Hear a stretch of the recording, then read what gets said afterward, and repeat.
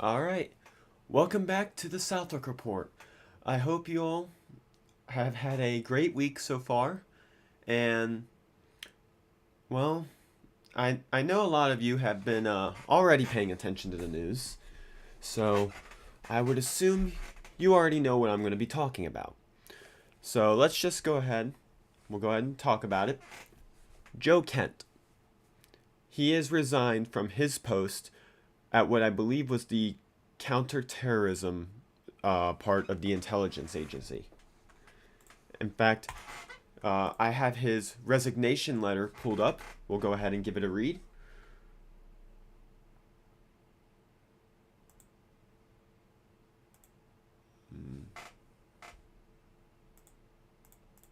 A moment. I gotta zoom in on this.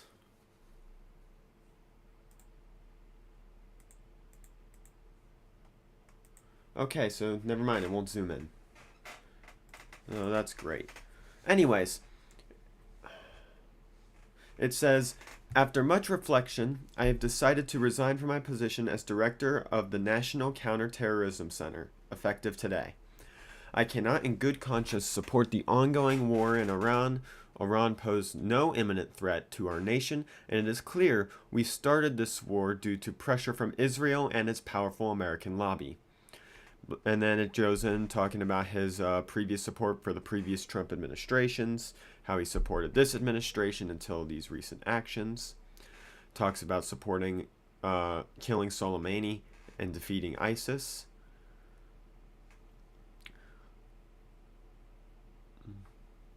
Early in this administration, high-ranking Israeli officials and influential members of the American media deployed a misinformation campaign. Oh, wait, no, this is just more pro-war. This is just more. Oh, hold on a minute. No, I misread that. Hold on a minute. I'm going to reread. Early in this administration, high-ranking Israeli officials and influential members of the American media deployed a misinformation campaign that wholly undermined your America First platform and sowed pro-war sentiments to encourage a war with Iran. This echo chamber was used to deceive you into believing that Iran posed an imminent threat to the United States, and that you should strike now. There is a clear path to a swift There was a clear path to a swift victory. This was a lie. It is the same tactic the Israelis used to draw us into the disastrous Iraq war that cost our nation the lives of thousands of our best men and women. We cannot make this mistake again. As a veteran who deployed to combat 11 times, and as a Gold Star husband who lost my beloved wife Shannon in a war manufactured by Israel, I cannot support the sending of the next generation off to fight and die in a war that serves no benefit to the American people nor justifies the cost of American lives. I pray that you will reflect upon what we are doing in Iran and who we are doing it for. The time for bold action is now. You can reverse course and chart a new path for our nation, or you can allow us to slip into further decline and chaos. You hold the cards. I mean, I believe he's very on point with everything he just said there. This whole thing was manufactured. There's no imminent threat that Iran poses to the United States. At least credible, because every bit of information that they have presented is easily able to be combated. They're using the same propaganda that they used in Iraq. They are not being honest about not only how well the war is doing, but also how involved we are in. There is absolutely no way that the casualty counts that we have received so far are the actual numbers. It is probably way higher than we already know. Keep in mind, when it came to the Iraq war, it took us a long time before anyone got the true casualty numbers of the war. So, so it is very important that we keep the pressure on the administration and get them to start considering what their actions are doing. Unfortunately, it's going to become even harder with this current administration. The midterms, hopefully, will help remedy this. Because at this point, as much as the Democrats are just absolute batshit insane, they're the only party right now that is even showing any glimmer of anti-war sentiments. We need to get the pro-war hawks out of the administration. Mike Johnson has been an absolute shit show as a speaker. I was a little bit optimistic, hoping that he'd be someone that could unite the Republican Party in a more positive way. The libertarians already knew from the start. Yes, I do consider myself libertarian. I wasn't libertarian when he was voted in, or I wasn't entirely sure where I stood. So, they already knew. Unfortunately, I learned the hard way. And I already feel like shit for it. So, we need to get Mike Johnson out of there is all I'm trying to say. It makes no sense why anyone in Congress is just perfectly willing to allow the president to just send troops in whenever he pleases. And while yes, you can say that we've been doing this from the start. We've been doing this since World War II. We've been doing this without congressional approval since the 50s. That's not an excuse for violating the Constitution. And ultimately, what needs to happen is there needs to be a War Powers Amendment to the Constitution that updates it to where it's not just war, it is any form of combat operation. Any form of deployment of U.S. troops to foreign lands needs congressional approval, which would also mean all of the military bases we have overseas, they get taken down and they get brought home. We are done having the president operate as an emperor. We need to start waking up to this. And I think that we are. I think we're coming very close to it, and I hope that it continues. But ultimately, I'm just speaking into a void right now because we don't really have much power here. We can only just prepare for the inevitable downfall. I would say that maybe we could try to vote someone in who will change all of this, but let's face it, that's a wishful thinking at this point. I do believe it's a possibility, but there's no one in the Republican Party who is willing to take on that mantle, and the Libertarian Party can't get their shit together. So, something will change, whether that is the downfall of this country and the rising of a new one, or whether that is actual political change that allows this country to improve on the truly amazing principles that it was founded on. And one person who I can definitely tell believed in this was Joe Kent. His action here is absolute mark of a leader. Just absolutely amazing. And I have deep respect for veterans, especially for people like him, a retired Green Beret, Special Forces operative, who is, to my knowledge, mostly well known for going into enemy territory and either sparking revolution or committing specific attack missions. That's not how I'm supposed to say it, but I'm losing my words right now, so we'll just roll with it. But we already knew that Kent already had these sentiments to start out with. We know this because he was actually a previous leaker, or at least allegedly. In fact, the Trump administration went to Tulsi Gabbard and tried telling her that she needs to fire him because of the leaks, and she refused to. While she has denied these claims, those reports are still out there. If I remember correctly, I don't think I have these pulled up here actually.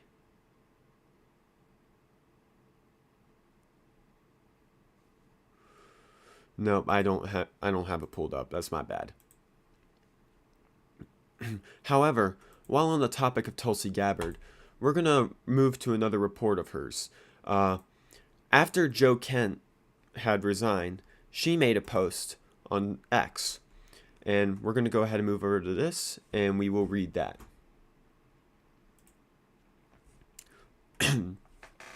Donald Trump was overwhelmingly elected by the American people to be our president and commander-in-chief. As our commander-in-chief, he is responsible for determining what is and is not an imminent threat, and whether or not to take action he deems necessary to protect the safety and security of our troops, the American people, and our country. The office of the Director of National Intelligence is responsible for helping coordinate and integrate all intelligence to provide the President and Commander-in-Chief with the best information available to inform his decisions. After carefully reviewing all of the information before him, President Trump concluded that the terrorist Islamic regime in Iran posed an imminent threat, and he took action based on that conclusion. So, this is a bit upsetting, to say the least. And this is putting it very mildly. Because Tulsi Gabbard was one of the few people in the administration where she was definitely not a liberty candidate, but she was definitely supposed to be an anti-war candidate. And this has me a little bit upset, because someone who is in the military, who's talked about being against war in Venezuela, who talked about being against war in Iran, is now saying that it was the commander-in-chief's responsibility to not only determine imminent threats, but to act on them. While yes, he has those responsibilities to do so, he is supposed to ask permission first. I think the fact she left that out is very upsetting. It is constitutionally required to go to Congress for this. And honestly, hopefully, if the next Congress comes in and we finally get some anti-war people in there, hopefully they'll strip the funding of this so that way that we are forced to pull the troops out. We are in debt right now, and this war has already cost us well over, last time I checked, like $30 trillion. Not 30 trillion, $30 billion.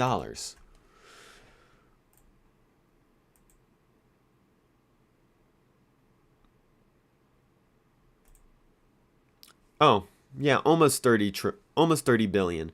We're at 26 billion right now. In the first 21 days of the war.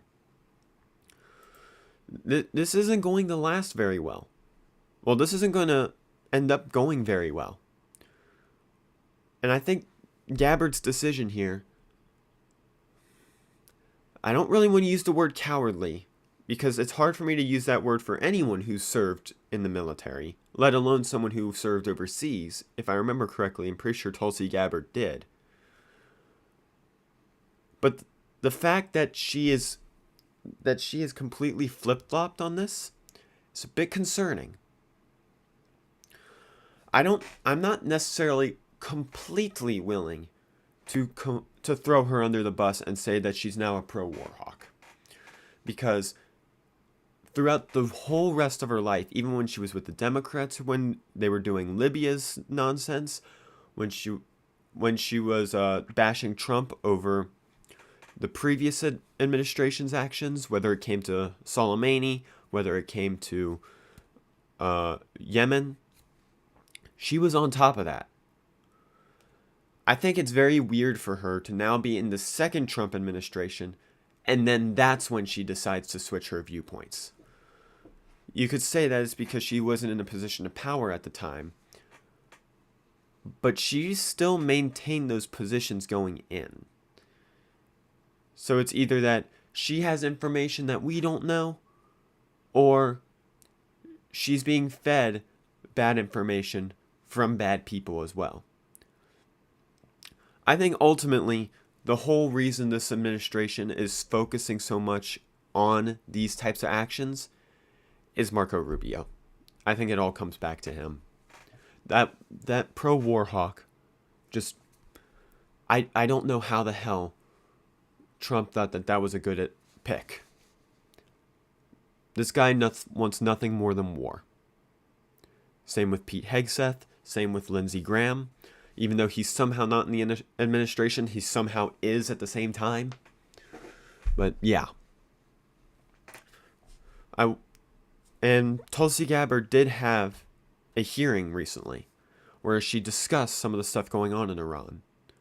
And we'll go ahead and play a little bit of that. This was also in an X video as well. I will go ahead and pull that up.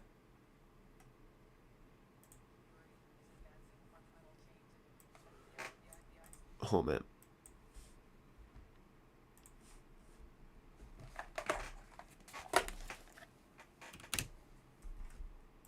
The IC assesses that Operation Epic Fury is advancing fundamental change in the region that began with Hamas's attack on Israel on October 7, 2023, and continued with the 12-day war last year, resulting in weakening Iran and its proxies. The IC assesses the regime in Iran appears to be intact but largely degraded due to attacks on its leadership and military capabilities. Its conventional military power projection capabilities have largely been destroyed, leaving limited options. Iran's strategic position has been significantly degraded. The U.S.-led maximum pressure campaign and snapback of European sanctions added additional pressure to an already bleak Iranian economy, resulting in mass protests earlier this year that Tehran suppressed by killing thousands of protesters. Even if the regime remains intact, the IC assesses that internal tensions are likely to increase as Iran's economy worsens. Even so, Iran and its proxies continue to attack U.S. and allied interests in the Middle East. The IC assesses that if a hostile regime survives, it will likely seek to begin a years-long effort to rebuild its military, missiles, and UAV forces. Prior to Operation Epic Fury, the IC assesses Iran was trying to recover from the severe damage to its nuclear infrastructure sustained during the 12-day war, and continued to refuse to comply with its nuclear obligations with the IAEA, refusing them access to key facilities.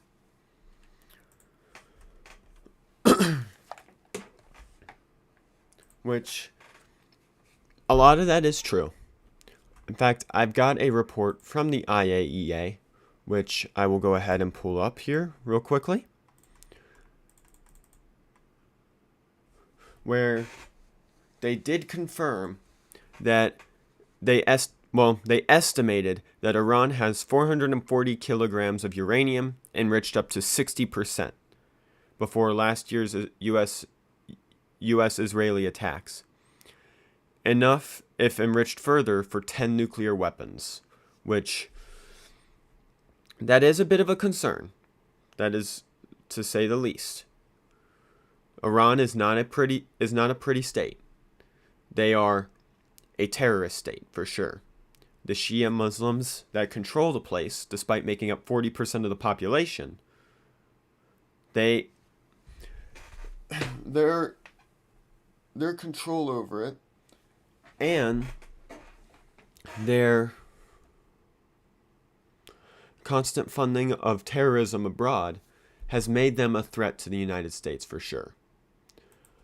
The problem is, they're not the only country that has been doing this and has nuclear weapons.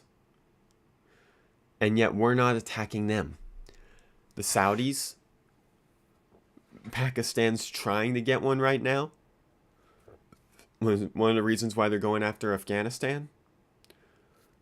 Russia, Those three countries we're not at war with right now. Well, I mean, Russia already has nuclear weapons, so that's a different story. But the other two, they've been attempting, and they have been funding terrorism against us. The Saudis have been doing it far more than the Iranians have. But yet we're not going after them. Why is that? It's because the Iranians have oil. That is essentially it. And Israel. Israel wanted this war to happen because they've been wanting to increase their regional power there. Because if you remember at the start of the war, Iran was trying to get a deal done. They were perfectly willing and even said that they would not have a nuclear weapon. But we didn't, we lied about it. We said that they never said it. And we went and attacked them. What are we supposed to do? We should have just taken the deal. We could have had a free market system. It would have helped both economies out. And we would have been perfectly fine. But instead, we now launched a costly war against them. And this is going to lead to our eventual bankruptcy because of the fiat currency that we have. And it's going to lead to this government collapsing. And there will most likely be anarchy throughout the country, which will hopefully lead to a revolution. And I don't mean a revolution of arms, I mean a revolution of ideas. And I'm hoping that those ideas are the furthering of liberty. That is by far the only ideal that anyone should care about. If anyone here is listening, base your values on the golden rule and the ideals of liberty. Those are the only two ideals that I believe make you a good person and make you a good American. Or at least should make you a good American. Anyways, moving on. It's also been confirmed by the Department of War that Pete Hegseth is now asking for 200 billion more. Yeah, 200 billion more in additional funds for the war. So it's not ending anytime soon. So just keep alert and just watch what's happening. Because we're already starting to see our influence over the world shifting. And not in a good way. Because looking overseas, again, not like we haven't been overseas already. China has sent a foreign minister to Pakistan and Afghanistan, and they're negotiating peace between the two nations. Which is not surprising. We have already seen China try to increase its world presence. They are trying to increase their status in the world economy and the world government. And they want to take our spot. I don't think there should be a world government, because it leads to situations where you need a top dog, and that leads to that country collapsing, and it leads to another even worse country taking its place, who will most likely have the exact same issues. Right now, we have a system where the United States is essentially paying to rebuild Europe, despite the fact that they're already in a state of rebuilding. NATO and our involvement in NATO should have been gone a long time ago. The Soviet Union is gone. The Eastern Bloc is dismantled. Russia is not as big a threat as people say it is. It is still a threat, not as big as the Soviet Union was. We need to make sure that we focus on ourselves first. In order to do that, we need to get off our high stool in the world order.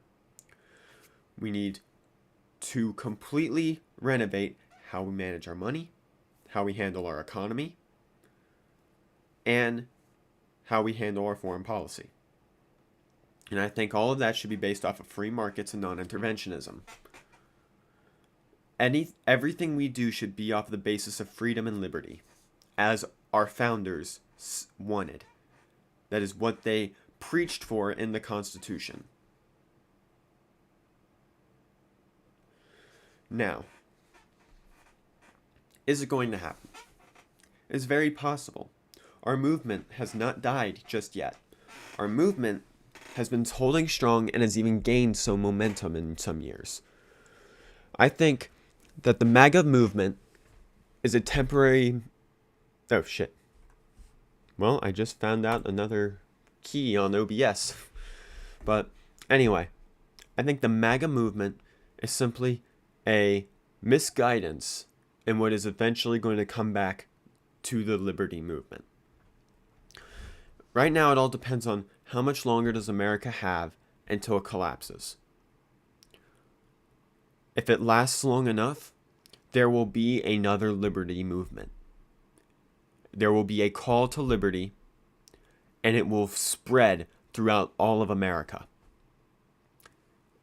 Our voices will not be silenced, and our ideas will not be stopped. As a matter of fact, they will keep growing until we reach a point where liberty is now the core principle of America yet again. Argentina will be a great example for us to follow later on down the line.